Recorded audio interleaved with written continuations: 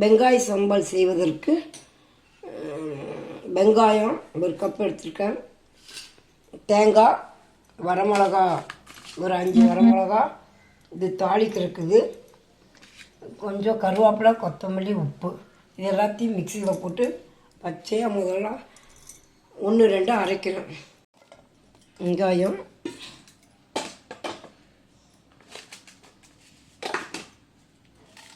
வரமிளகா, கொஞ்சம் கொத்தமல்லி,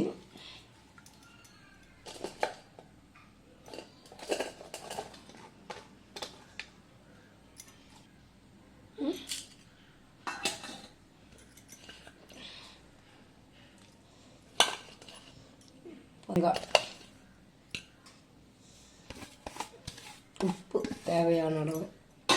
இனி அரைக்கணும்.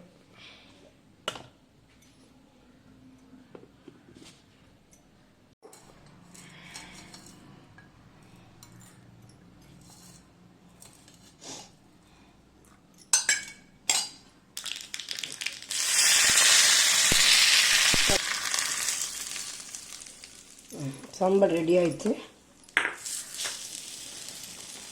தேங்காய், வரமிளகா, தண்ணி கிண்ணி எதுவும் ஊற்றக்கூடாது. அப்படியே இதாக அரைச்சி ரொம்ப டேஸ்ட்டாக இருக்கும் சப்பாத்திக்கு சாப்பிட்றதுக்கு.